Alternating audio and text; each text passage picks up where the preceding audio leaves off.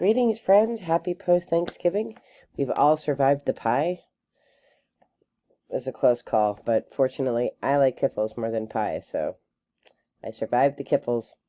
So today we're going to talk about the differences between tradition and ritual. Since we've just we sort of kicked off our tradition season, first with Halloween or Samhain, if that's what you celebrate.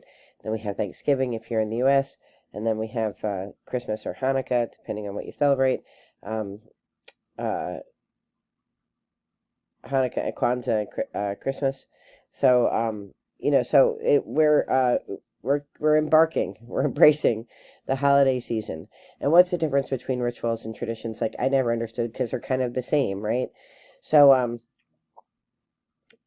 rituals are usually rituals are specific things, steps that you take. Usually, it's a religious setting, and ritual can be tradition, but rituals are specific steps that are set in place for a group of people who agree and honor some sort of celebration or some sort of memorial, right? So a ritual has very defined steps. It has to happen in that order, and it happens for a group of people who agree on it. So Anglican Church has rituals, Wiccans have rituals, Druids have rituals, and they are agreed upon as a group. And they're more formal. They usually have something to do with religion or spirituality or philosophy in some way.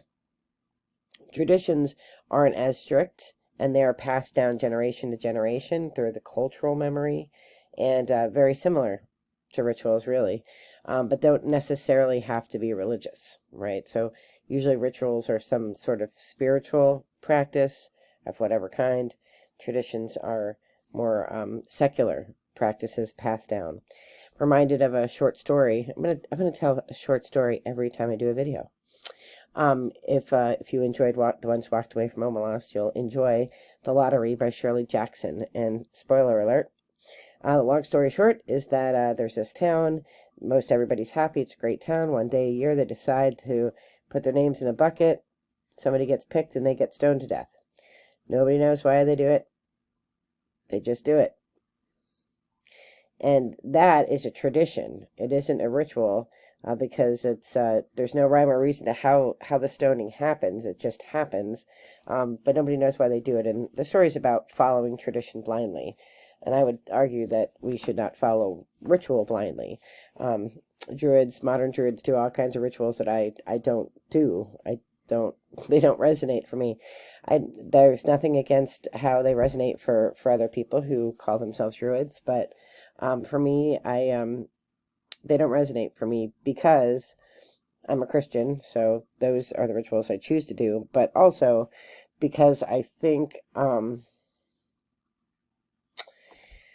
just think we don't know what the ancient Celts did as far as ritual is concerned, right?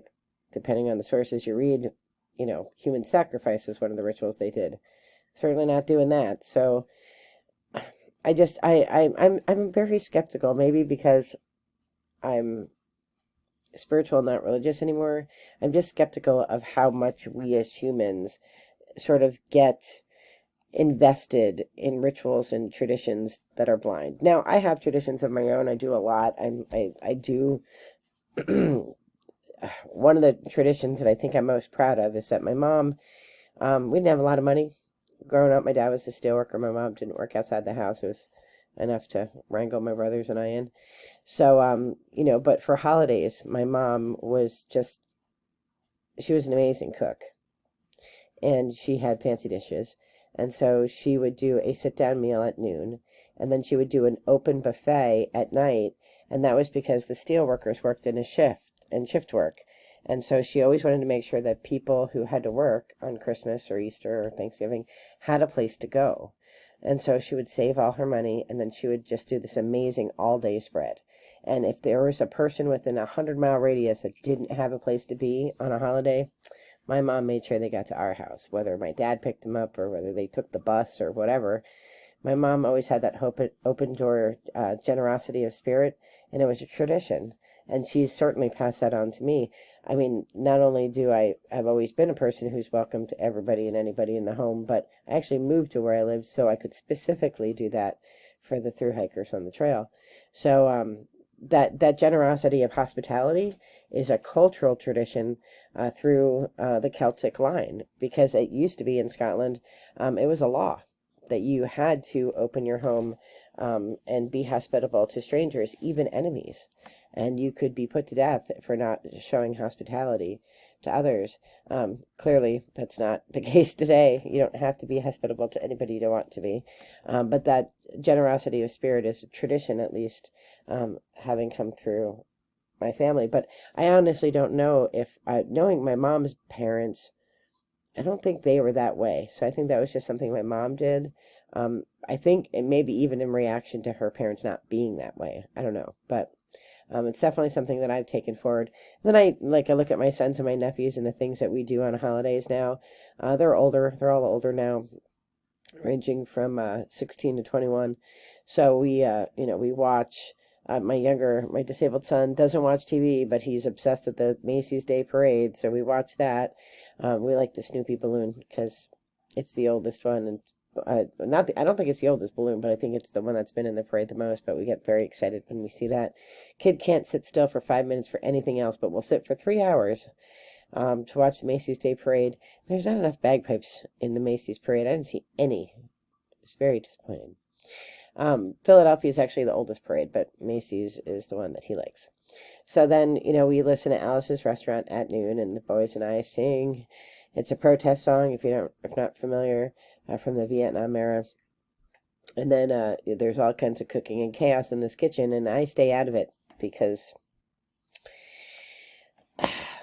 nothing ruins the holidays more than a bunch of people yelling at each other over a stove. So I stay out of it.